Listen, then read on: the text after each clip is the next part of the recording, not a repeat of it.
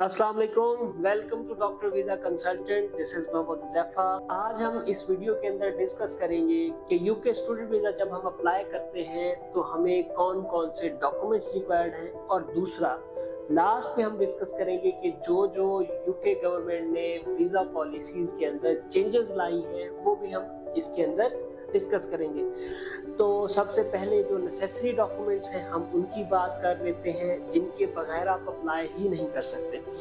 उनमें पहला जो है वो आपका वैलिड पासपोर्ट है, जो 6 मंथ तक उसकी वैलिडिटी होनी चाहिए और मिनिमम 2 पेजेस उसके खाली होने चाहिए।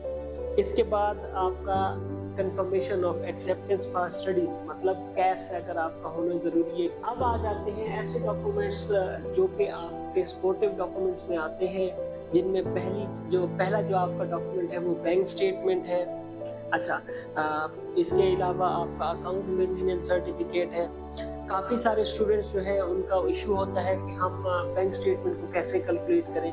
लेट्स सपोज अगर आपकी जो टोटल ट्यूशन फीस है वो 10,000 पाउंड है और आपने यूनिवर्सिटी को इनिशियल डिपॉजिट जो पाकिस्तान से पे किया है वो 5,000 पाउंड पे किया है। जो रिमेनिंग अमाउंट आपकी बच गई है वो 5,000 पाउंड है, जो आपने ट्यूशन फीस की मद में आफ्टर इनरोलमेंट यूनिवर्सिटी को पे करनी है।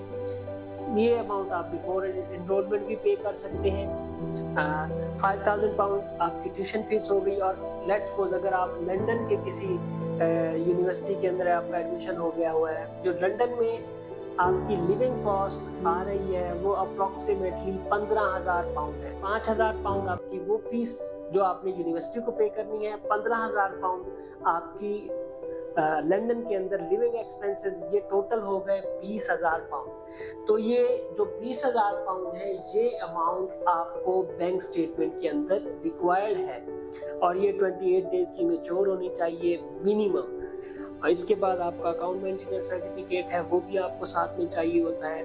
और आई वुड डेफिनेटली सजेस्ट कि आप 28 दिन से ज़्यादा की बैंक स्टेटमेंट लगाएं अपने डॉक्यूमेंट्स के साथ। इससे ये है कि समटाइम्स आपकी वेरिफिकेशन हो जाती है एयरपोर्ट के ऊपर, या यूनिवर्सिटी आपकी बिफोर इनरोलमेंट आपकी वेरिफिकेशन करती है आपके अकाउंट्स की, तो उस वक्त आपके पास ये अमाउंट पड़ी होनी चाहिए। इसके बाद आपको एक proof of relationship to guardian, जो आपका स्पॉन्सर है वो आपके रिलेशन में क्या लगते हैं इसका आपको एक प्रूफ देना होता है। लेट्स सपोज जो बैंक स्टेटमेंट मैं यूज़ कर रहा हूँ, मैं अपने वालिद साहब की यूज़ कर रहा हूँ या अपने भाई की यूज़ कर रहा हूँ, तो मुझे FRC लगाना पड़ेगा। लेट्स सपोज अगर वही जो बैंक स्टेटमेंट है वो किसी की वाइफ उसको प्रोवाइड कर रही है तो MRC लगेगा। तो ये डॉक्यूमेंट्स आपको रिक्वायर्ड होते हैं। अगर कोई और आपका वहाँ पे बैठा हुआ है, रिश्तेदार है, वो आपको स्पॉन्सर कर रहा है, तो उसका एक स्पॉन्सरशिप लेटर है और जिसके अंदर वो आपको बताएगा कि वो आपका क्या लगता है, वो चाहिए होता है। इसके बाद एक लीगल गार्डियन कंसेंट होता है। वो स्टूडेंट जो अंडर 18 होते हैं कि एज जो है वो 18 साल से कम होती है, उसके लिए ये चाहिए होता है। इसके बाद TB टेस्ट है जो रिक्वायर्ड होता है। इसकी जो वैलिडिटी है वो 6 मंथ होती है और ये डिफरेंट इसके सेंटर्स हैं। चंद एक के नाम मैं आपको बता देता हूँ, जैसे AMC है, IOM है, माइग्रेशन हेल्थ असेसमेंट सेंटर है। तो ये चीज़ें ना आपको चाहिए होती हैं। अब कुछ क्वेश्चंस होते हैं, सर मेरे पास ऑफर लेटर आ चुका हुआ है, मैंने कैश लेटर ले लिया हुआ है, अब मैं कितना अर्सा पहले अप्लाई करूँ? तो वो आप 6 मंथ पहले अप्लाई कर सकते हैं। इसके बाद आ जाते हैं जो एम्बेसी फीस है वो 524 पाउंड है, थोड़ी सी वो इंक्रीज हो गई है। इसके बाद IHS फीस है।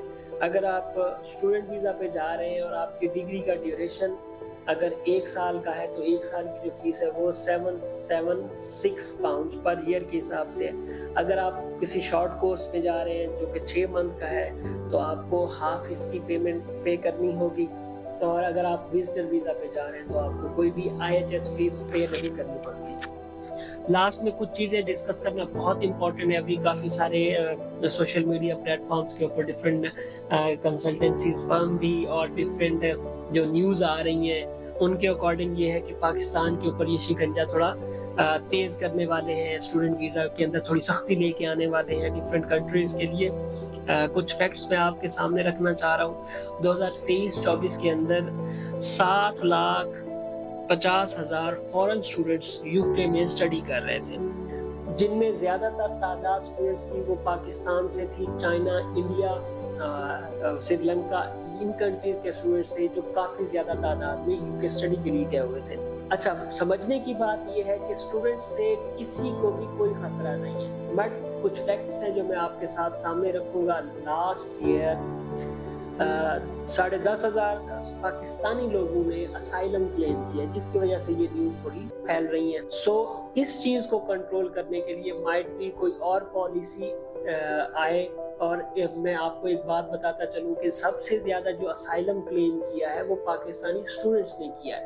तो ये कुछ फैक्ट्स हैं जो हमें सामने रखने हैं, लेकिन एक चीज़ श्योर है कि UK is getting a lot of benefits in education sector from Pakistan। तो UK कभी भी नहीं चाहेगा कि वो कोई ऐसी पॉलिसी लेके आए जिसकी वजह से उसकी जो एजुकेशन सेक्टर के अंदर पाकिस्तान से जो वो ग्रो कर रहा है वो कम हो। सो वीज़ा के ऊपर तो कोई फर्क नहीं पड़ने वाला। हाँ, जो इमिग्रेशन लॉज है या असाइलम के लॉज है पाकिस्तान के लिए माइट भी वो चीज़। इस वीडियो के लिए इतना ही। फर्दर अगर कोई भी अपडेट आती है या कोई भी इंफॉर्मेशन आपको चाहिए तो हमारे नंबर्स दिए गए हुए हैं, आप हमें व्हाट्सएप पे भी कांटेक्ट कर सकते हैं, आप हमारे सोशल मीडिया प्लेटफॉर्म पे भी हमें मैसेज कर सकते हैं।